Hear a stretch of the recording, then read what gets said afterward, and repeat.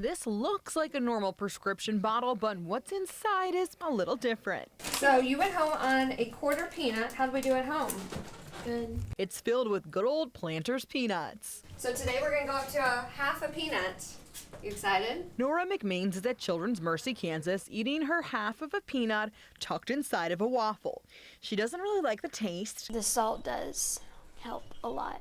And that's not surprising, because the last time she had peanuts, she was too little to remember. When she was maybe around 9 months old, I actually fed her a little nibble of peanut butter, and her lips started to swell up, and she was batting at her mouth with her hands, and she started to cry. Nora is 11 now and one of about a dozen patients doing oral immunotherapy at Children's Mercy.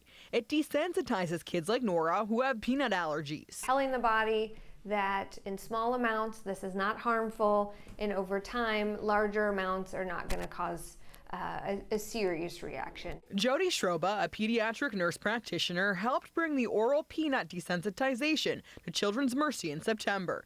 The old standard for treatment for peanut allergies was to avoid the food entirely and to carry an EpiPen. Now, kids like Nora can come to Children's Mercy every 2 weeks for 6 months of the oral immunotherapy.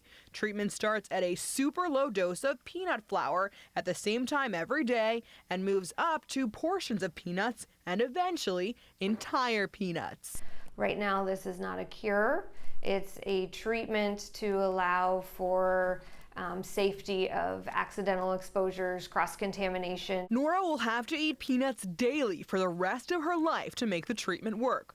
But the treatment eases her mother's concerns. There's always that little worry in the back of your mind, even though she's 11 and we've come this far without any big emergencies. It's still there's a lot of worry. There are some risks involved with this type of treatment. According to medical professionals at Children's Mercy, kids who do immunotherapy are more likely to have a reaction to their allergens than kids who avoid foods they're allergic to. The more allergic you are, the more this might potentially benefit you, because there's otherwise there's a risk of having an accidental exposure to peanut and then you'll have a severe reaction.